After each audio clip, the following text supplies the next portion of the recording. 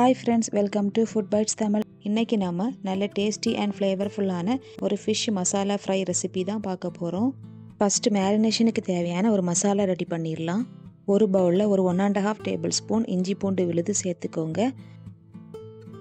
இது கூட 2 table spoon மிளகாய்த்தூள், 1 டேபிள் ஸ்பூன் பெருஞ்சீரகத்தூள், 1 டீஸ்பூன் மஞ்சள் தூள், 1 டீஸ்பூன் பெப்பர் தூள், தேவையான அளவு உப்பு, அப்புறம் 2 லெமனோட ஜூஸையும் சேர்த்து நல்லா மிக்ஸ் பண்ணிக்கோங்க. மசாலா ரெடி ஆயிடுச்சு. நான் இங்கே 2 மீடியம் சைஸ் சீ கிரீன் ஃபிஷ்ஷை ஃபுல்லாக வாஷ் பண்ணி கீரல் போட்டு வச்சுருக்கேன். இதில் மசாலாவை நல்லா எல்லா இடமும் ஃபுல்லாக ஸ்ப்ரெட் பண்ணிக்கோங்க.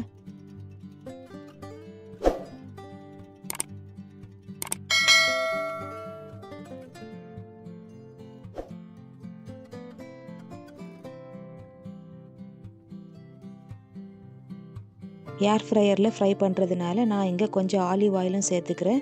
பேனில் ஃப்ரை பண்ணுறதா இருந்ததுன்னா ஆயில் ஆட் பண்ண தேவையில்லை. இது அட்லீஸ்ட் 1 hour ஆகுது நல்லா மேரினேட் ஆகட்டும். இப்போ 1 hour ஆயிடுச்சு.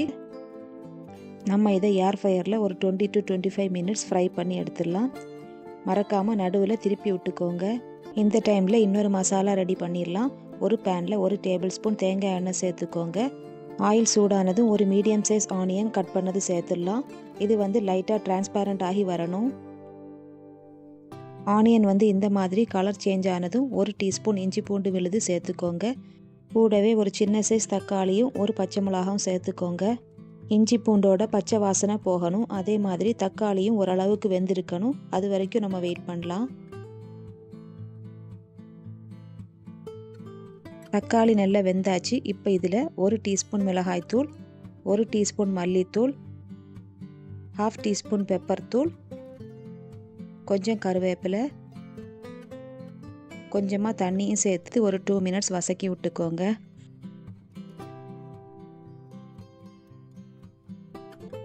நான் இங்கே கொஞ்சம் உப்பும் சேர்த்துக்கிறேன்.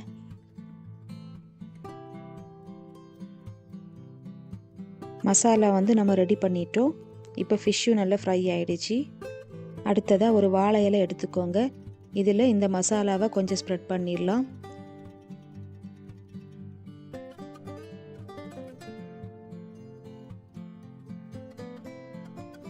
நெக்ஸ்ட் நம்ம ஃப்ரை பண்ண ஃபிஷ்ஷை சேர்த்துடலாம். அப்புறம் மசாலாவை சேர்த்து நல்லா ஸ்ப்ரெட் பண்ணிக்கோங்க.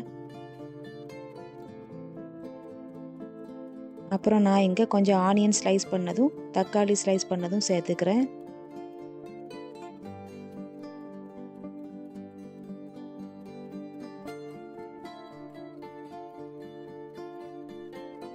எல்லாமே சேர்த்ததுக்கப்புறம் வாழை இலையை நூல் வச்சு நல்லா கட்டி வச்சிருங்க.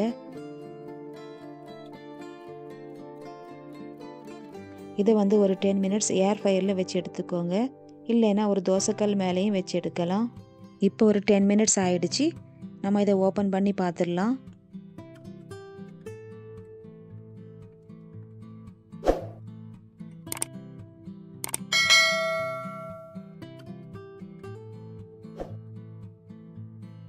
இதுக்கு மேலே லைட்டாக லெமனை பிழிஞ்சு விட்டுக்கோங்க.